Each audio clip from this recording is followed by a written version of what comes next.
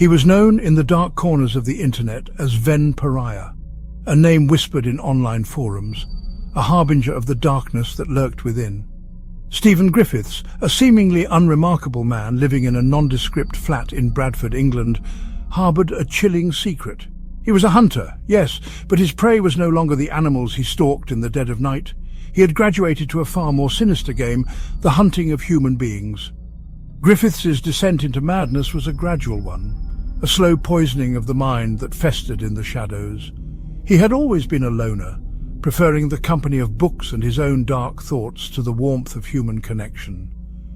A PhD student researching homicide, he delved into the minds of serial killers, immersing himself in their twisted logic and gruesome methodologies. As Griffiths' studies progressed, so too did his fascination with the macabre. The line between academic curiosity and morbid obsession blurred. The hunter had found a new prey. The year 2009 dawned like any other in Bradford. But for three women, Suzanne Blamires, Shelley Armitage and Susan Rushworth, it would be their last. They were all sex workers, women living on the fringes of society, their disappearances barely noticed by the world outside their own. But for Stephen Griffiths, they were perfect prey, vulnerable and easily dismissed. Suzanne Blamires, a 36-year-old known for her infectious laugh, vanished first. She was last seen on CCTV footage walking with a man believed to be Griffiths. Her disappearance sparked a police investigation, but with little to go on, the case quickly went cold. Weeks later, Shelley Armitage, a 31-year-old mother of three, vanished into thin air. Like Suzanne, she was last seen in the early hours of the morning, her image captured on grainy CCTV footage, walking into the night, never to be seen alive again. Panic began to grip the city. The police launched a full-scale investigation, desperate to find the missing women before it was too late. Then, on May 25, 2009, the unthinkable happened. Susan Rushworth, a 43-year-old grandmother, became the third woman to disappear.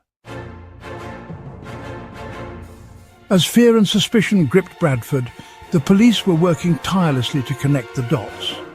The disappearances of Suzanne, Shelley and Susan were too similar to be coincidental. They were all sex workers, all last seen in the same area, and all vanished without a trace.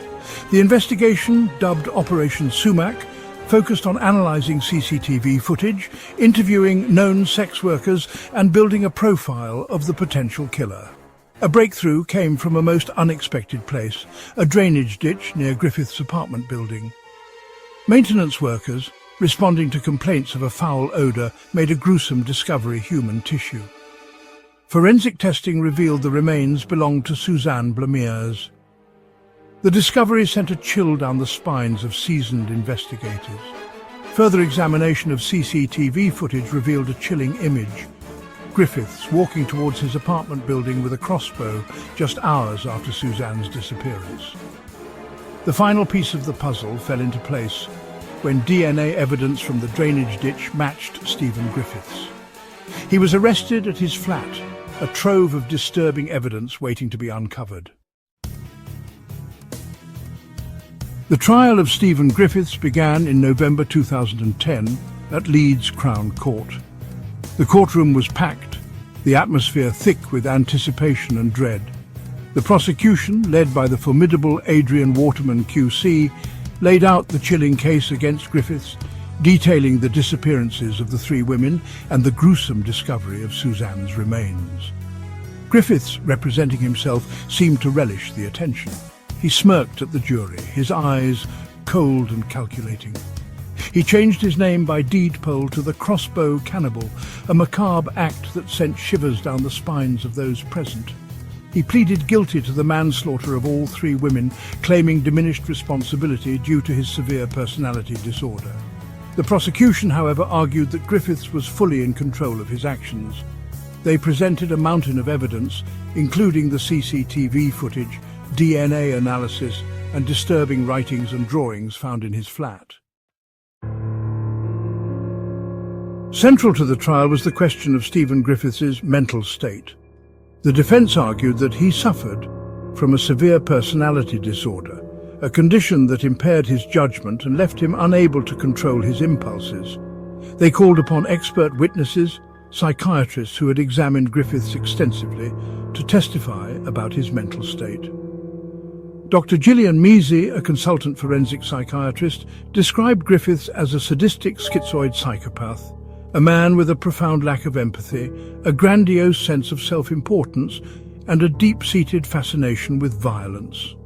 She argued that Griffiths' condition was so severe that he was unable to form meaningful relationships, unable to experience remorse, and driven by an insatiable need to control and dominate others. The prosecution, however, challenged the diagnosis, arguing that Griffiths' behavior was a product of his personality, not a mental illness. They pointed to his meticulous planning, his attempts to cover his tracks, and his arrogant demeanor in court as evidence that he was fully aware of his actions and their consequences. The jury, faced with the daunting task of deciding Griffiths' fate, heard from both sides. They were presented with conflicting accounts of a man who was both highly intelligent and deeply disturbed. After weeks of harrowing testimony and intense deliberation, the jury reached a verdict.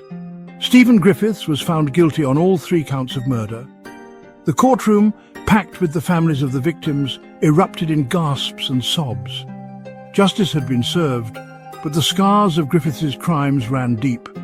The judge, Mr. Justice Openshaw, sentenced Griffiths to life in prison without the possibility of parole, condemning him as a wicked and evil man who had committed acts of appalling depravity. As the sentence was read out, Griffiths, his face expressionless, showed no remorse, no hint of emotion. He was led away to begin his life behind bars, his reign of terror finally at an end. For the families of Suzanne, Shelley and Susan, the verdict brought a sense of closure, but it could not erase the pain of their loss. They had endured the unimaginable, forced to confront the horrific details of their loved ones' deaths. Their lives were forever changed, haunted by the knowledge of the suffering inflicted upon their daughters, mothers and sisters. The shadow of Stephen Griffiths, the Crossbow Cannibal, fell heavily upon Bradford. His crimes left an indelible mark on the city, shattering its sense of security and leaving a lingering sense of unease. The streets where Suzanne, Shelley and Susan were last seen became grim reminders of the darkness that had visited their community. The red light district, once a bustling if somewhat hidden part of the city, became eerily quiet.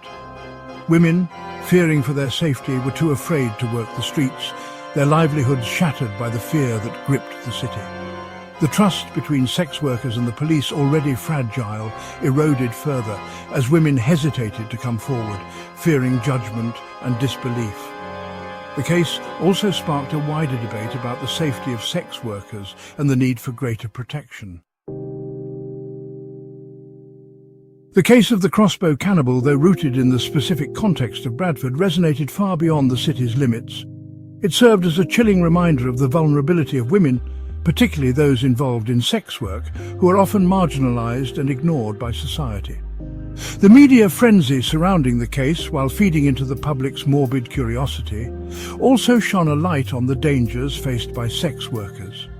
It sparked conversations about the need for greater awareness, understanding and support for those involved in the sex industry, who are often stigmatized and ostracized. The initial delays in connecting the disappearances of Suzanne, Shelley and Susan underscored the need for more proactive and sensitive policing methods. The case of Stephen Griffiths, the Crossbow Cannibal, remains etched in our collective memory as a chilling example of the depths of human depravity. It shattered the illusion of safety, reminding us that monsters do not lurk in the shadows, but walk among us, often hiding in plain sight.